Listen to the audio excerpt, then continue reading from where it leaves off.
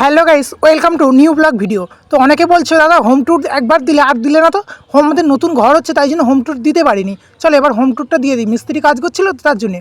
তো প্রথম পোর্ট থেকে ওঠার পরে ডান হাতেই পড়ে যাচ্ছে আমার বাবা মায়ের ঘর।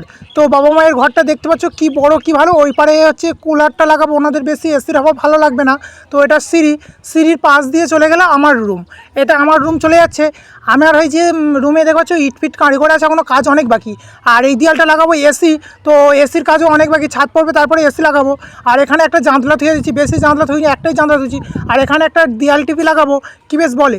আর এখানে ড্রেসিং টেবিল থুয়ে দেবো, এটা ওটা থুয়ে দেবো। তারপরে সিঁড়ি থেকে বার হয়ে গেলে এটা হচ্ছে একটা রুম টাইপের পড়ে আছে, এখানে ফালতু পড়ে রেখে লাভ নেই। তো এখানে আমি কম্পিউটার, তো ভিডিও সেটআপের সব জিনিসপত্র রাখবো। এটা হলো সিঁড়ির পাশেই হয়ে যাচ্ছে আমার ভাইয়ের ঘর। তো সিঁড়ির পাশে আমার ভাইয়ের ঘর। আমার ভাইয়ের ঘরে দুটো জানলা, একটা ওই বাইরের দিকে, একটা হচ্ছে দাবার দিকে। তো এখানে ওর খাটপাট পড়ে যাচ্ছে। আর ওখানে ও বলছে এসি লাগাবো না, এসি লাগালে কিরম বাড়তি লাগবে, তো একটা কুলার লাগিয়ে নেবো। তো এটা হচ্ছে বারান্দা, এবং লোকজন আসলে বসা টসা এসব হবে। তো এটা চলে যাচ্ছে। তারপরে সিঁড়িতে উঠলাম।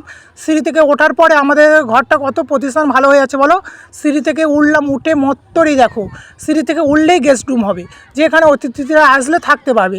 তারপর ওপারে হয়ে যাচ্ছে আমাদের ডাইনিং রুম টুম করে নেবো।